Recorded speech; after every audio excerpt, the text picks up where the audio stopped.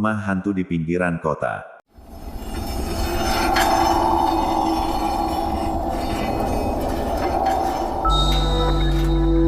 Di sebuah kota kecil yang terpencil, terdapat sebuah rumah tua yang ditinggalkan di pinggiran kota.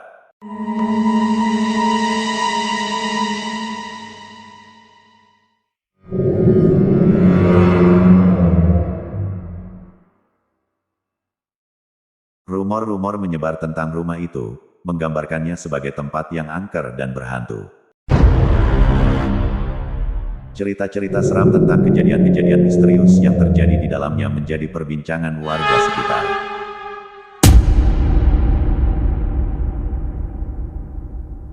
Namun, satu hal yang tak banyak orang tahu adalah bahwa rumah itu benar-benar berhantu, dan kisah seram di dalamnya akan menjadi kenyataan bagi seorang anak kecil bernama Jojo.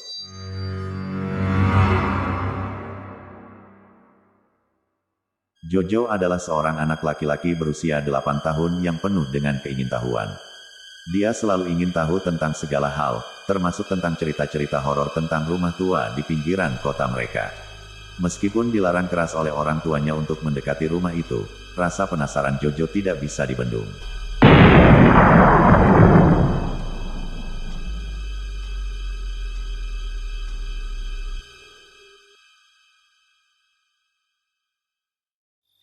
Suatu malam, ketika orang tuanya tertidur pulas, Jojo memutuskan untuk menyelinap keluar rumah dan pergi ke rumah tua yang angker itu sendirian.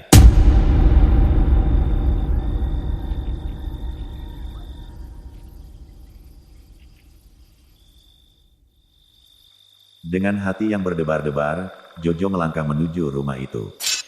Ketika dia sampai di depan gerbangnya, dia merasa sensasi dingin yang merayap di sepanjang punggungnya.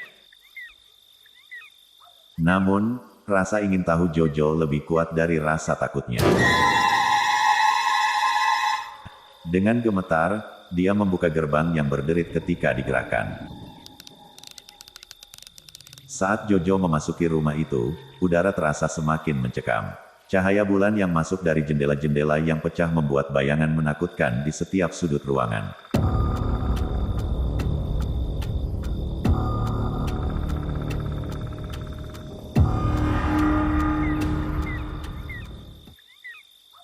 Tapi Jojo tidak mundur. Dia terus berjalan dengan hati-hati, menjelajahi setiap ruangan yang gelap dan suram. Tiba-tiba, suara langkah kaki di lantai atas membuat Jojo terperanjat.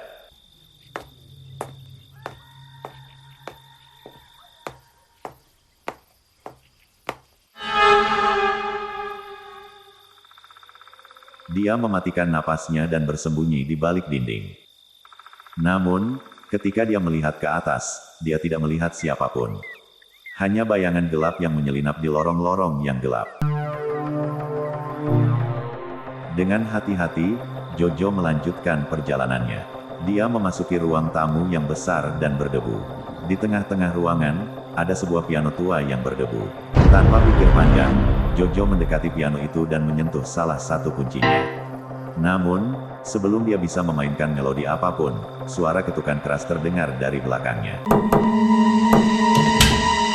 Jojo berbalik cepat dan terkejut ketika dia melihat sebuah bayangan hitam di ambang pintu.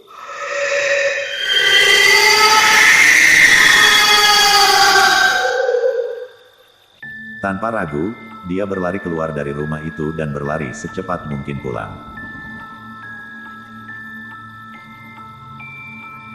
Saat Jojo tiba di rumahnya, dia merasa lega bahwa dia berhasil melarikan diri dari bahaya.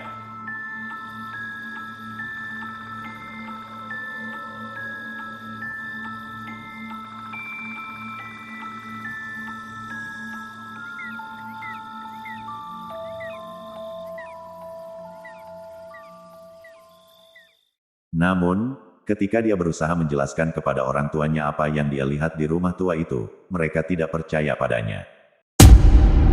Mereka menganggapnya hanya khayalan anak-anak. Namun, kejadian itu membuat Jojo semakin penasaran tentang rumah tua itu.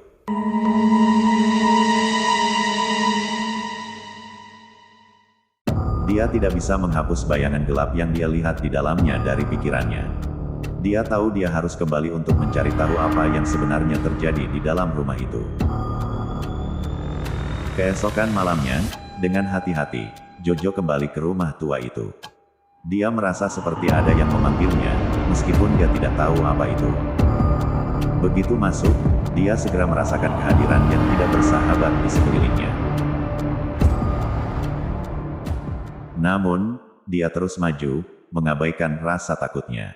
Jojo menjelajahi setiap sudut rumah itu, mencari petunjuk tentang siapa atau apa yang bisa menyebabkan rumah itu begitu angker.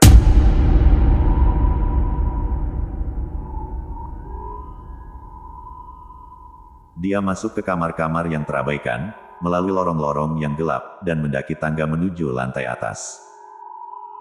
Tiba-tiba, ketika dia berada di lantai atas, dia mendengar suara anak kecil yang menangis. Jojo mengikuti suara itu dan menemukan sebuah pintu yang terbuka sedikit di salah satu kamar. Dengan hati-hati, dia mendorong pintu itu dan memasuki kamar itu. Apa yang dia lihat membuatnya terdiam.